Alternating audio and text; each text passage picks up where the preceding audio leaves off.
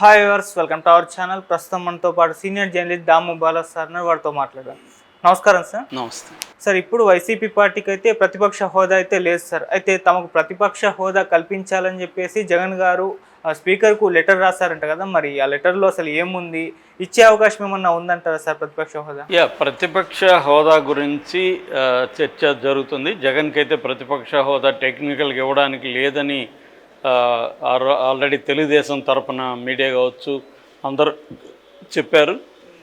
అయితే జగన్ ఇప్పటి వరకు లేఖ రాయకుండా ఇప్పుడు లేఖ రాశాడు. అది అందులో ఏముందంటే, ఫస్ట్ది నాకు ప్రమాణ స్వీకారం, మంత్రుల తర్వాత ప్రమాణ స్వీకారం నా దగ్గర చేయించడం కరెక్ట్ కాదు.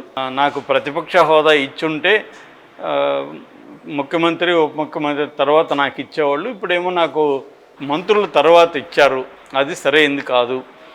రెండవది 10% ఉంటేనే ప్రతిపక్ష హోదా ఇస్తామనడం ఏ చట్టంలో లేదు. ఏ ప్రతిపక్షంలో ఎక్కువ మంది సభ్యులు ఉంటే వాళ్ళకి ప్రతిపక్ష హోదా ఇవ్వాలనేది చట్టంలో ఉంది. మీరు చెప్తే ఈ 10% రూల్ని పార్లమెంట్లో ఎప్పుడు ఫాలో కాలేదు, ఉమ్మడి ఆంధ్రప్రదేశ్లో కూడా ఫాలో కాలేదు. కాబట్టి ప్రతిపక్ష హోదా నాకు ఉండాలి అనేది చెప్పాడు. అట్లాగే మాకు ఈ ప్రతిపక్ష హోదా ఉంటే లీగల్గా మాకు కొన్ని రైట్స్ వస్తాయి. అప్పుడు మేము ప్రజల సమస్యల్ని ధైర్యంగా గట్టిగా మేము అసెంబ్లీలో మాట్లాడగలుగుతాం. లేని పక్షంలో, ప్రతిపక్షం లేకపోతే ఈ స్పీకర్ మీద మాకు నమ్మకం లేదు. ఈ స్పీకరు మాట్లాడిన వీడియో బయటకు వచ్చింది, జగన్ని పుల్లుగా చంపేయాలని ఈ స్పీకర్ మాట్లాడాడు. అలాంటి స్పీకర్ మాకు న్యాయం చేస్తాడని నమ్మకం లేదు. కాబట్టి ప్రతిపక్ష హోదా ఇవ్వాల్సిందిగా మేము కోరుతున్నాము. ఇస్తే మేము ప్రజల సమస్యల్ని అసెంబ్లీలో మాట్లాడతాము అనేది జగన్ చెప్పాడు. అంటే ఈ లెటర్ ఉద్దేశం ఏమై ఉండొచ్చు అనుకున్నప్పుడు, జగన్ ఏమన్నా ఆశిస్తున్నాడా నిజంగానే? లెటర్ చదివేసి వాళ్ళు, అదే బాబు మేము మారిపోయాను, మాకు ఇన్ని రోజులు తెలియదు, నీ లెటర్ చూడగానే మా కళ్ళు తెరుచుకున్నాయి నాయన, రా నీకు ప్రతిపక్ష హోదా ఇస్తాము అని సినిమాటిక్గా ఏమైనా ఇస్తారని జగన్ నమ్ముతున్నాడా? జగన్ నమ్మే ఛాన్స్ లేదు. ఎందుకంటే జగన్ కూడా ఒక చంద్రబాబు దేశ ముద్ర అయితే జగన్ కూడా రాష్ట్ర ముద్రే. జగన్కి కూడా ఏమి అంత అమాయకత్వం ఏమి లేదు.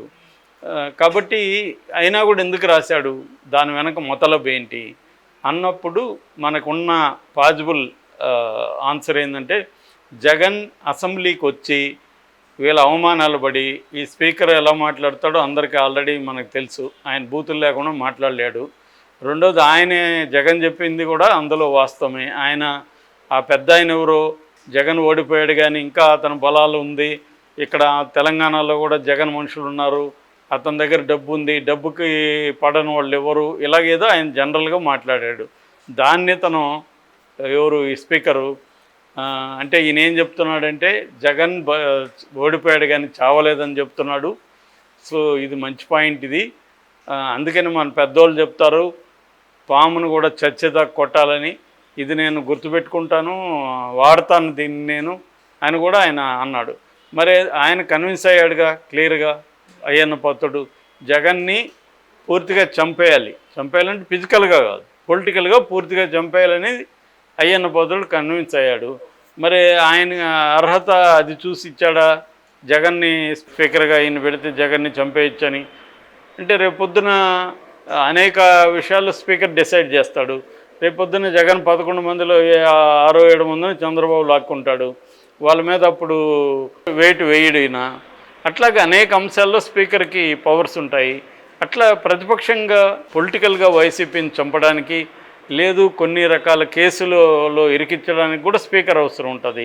ఆ రకంగా స్పీకరు ఓడిపోయిన జగన్ని చంపేయాలి అన్న తన లక్ష్యం ఏదైతే ఉందో దాన్ని నెరవేర్చుకోవడానికి తన పదవిని ఉపయోగించడానికి గ్యారంటీ ఉంది.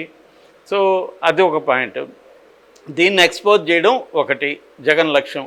రెండవ లక్ష్యం, తాము అసెంబ్లీకి వెళ్తే ఎలాగూ మాట్లాడినెవరు, అవమానాలు ఖచ్చితంగా చేస్తారు. ఆల్రెడీ మొన్న రఘురామకృష్ణరాజు ఎద్దేవా చేస్తూ సింహం లాంటి వాడని చెప్పుకునేవాడు ఇక్కడ వచ్చి పేరు కూడా పలకుండా పారిపోయాడంటే అందరూ నవ్వారు. సో ఖచ్చితంగా వాళ్ళందరికీ చాలామందికి జగన్ మీద కక్ష ఉంటుంది. ఎందుకంటే జగన్ కూడా గతంలో తెలుగుదేశం వాళ్ళని ఇలాగే వేధించాడు కదా, జగన్ ఇలాగే చంద్రబాబును అవమానించాడు కదా.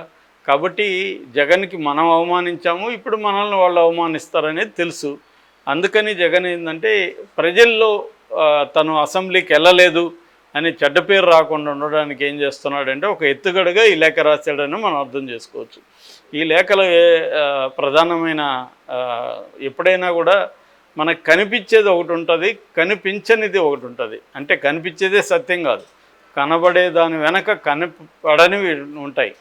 సో దాన్ని బియాండ్ ద ఆబ్వియస్ అంటారు. అంటే ఆబ్వియస్ అంటే క్లియర్గా అందరికీ తెలిసిపోయేది, కానీ అందరికి తెలిసిపోయేదే సత్యం కాదు, దాని వెనక అనేక విషయాలు దాగుంటాయి.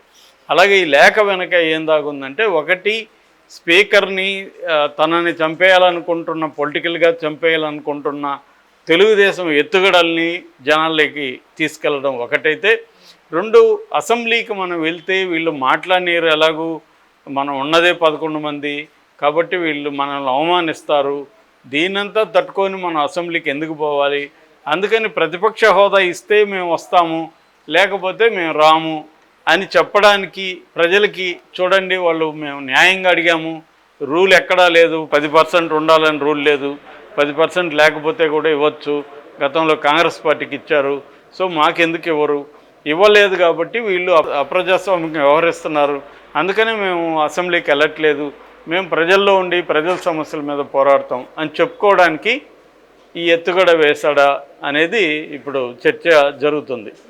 ఎందుకంటే ఇక్కడ నేను ఇంతకుముందే ఒక వీడియోలో చెప్పాను, అదేంటంటే తెలుగుదేశం అధికారంలో ఉన్న కూటమి జగన్ని అన్ని రకాలుగా నేలమట్టం చేయాలి, స్మాష్ చేసేయాలి, పొలిటికల్గాను లీగల్గా కేసులు పెట్టి, తర్వాత లెజిటమసీకి జగన్కు ఉండే ఎంతో కొంత జనాల్లో ఉండే లెజిటమసీ, ఎంతో కొంత లేకపోతే 40% ఓట్లు ఎందుకు వేశారు, సో 40% జనం ఓట్లు వేశారంటేనే జగన్కి లెజిటమసీ ఉంది, ఆ లెజిటమసీని దెబ్బ కొట్టాలి జగన్ది. జగన్ గతంలో చేసిన మంచి పనులన్నింటినీ మర్చిపోయే విధంగా జగన్ ఈ కుంభకోణాలు చేశాడు, ఈ డబ్బులు తినేశాడు, ఈ దుర్వినియోగం చేశాడు అని దాన్ని బ్లోఅప్ చేసి భూతద్దంలో జనాలకు చూపించాలి.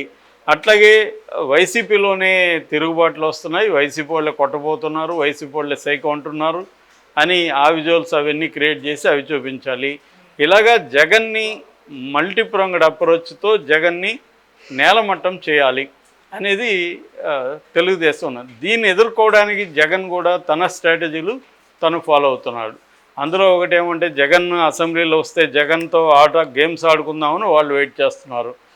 దాన్ని అవాయిడ్ చేయాలంటే జనాల్లో వ్యతిరేకత వస్తుంది. ఒకవేళ వెళ్ళకపోతే మళ్ళీ వీళ్ళే ప్రచారం చేస్తారు, 40% వేస్తే గెలిపిస్తే వాళ్ళని అన్యాయం చేసి జగన్ పిరికి వాళ్ళలాగా అసెంబ్లీకి రాకుండా మేము గౌరవిస్తామని చెప్తున్నాం కదా, అందుకని అప్పుడప్పుడు ఈ డ్రామాలు ఆడుతున్నారు వీళ్ళు. అంటే జగన్ని గౌరవించండి అని చంద్రబాబు, ఇవన్నీ డ్రామాలు. అంటే నేను మాట్లాడతాను కానీ మీరు చూసుకోండి అనేది ఉంటాయి, ఇవన్నీ జగన్ తెలియని డ్రామాలు కాదు. కాబట్టి జనంకి ఇప్పుడు తెలియాలి. సో ఏమని, వీళ్ళు నిజంగా వాళ్ళకి కన్సర్న్ ఉంటే నోటి మాటలు కాదు, వాళ్ళు ప్రతిపక్ష హోదా ఇవ్వమనండి మేము వస్తాం, కుదరదు అన్నప్పుడు ప్రతిపక్ష హోదా ఇవ్వలేనప్పుడు మమ్మల్ని వాళ్ళు బతకనివ్వరు అసెంబ్లీలో. ఎందుకంటే ఇదే స్పీకరు నన్ను చంపేయాలని వీడియోలో చెప్పాడు, కాబట్టి ఇలాంటి స్పీకరు మమ్మల్ని బతకనిస్తాడు అసెంబ్లీలో, బతకనోడు, అందుకని మేము అసెంబ్లీకి వెళ్ళము అనేది ఇప్పుడు జగన్ స్ట్రాటజీ. ఈ స్ట్రాటజీ కోసమే జగన్ కొంత కన్సల్ట్ చేసి ఏం చేయాలని ఈ టైం తీసుకొని లేఖ రాసిన. ఆల్రెడీ జగన్ అసెంబ్లీకి రావట్లేదు అనేది వీళ్ళు ప్రచారం చేస్తున్నారు.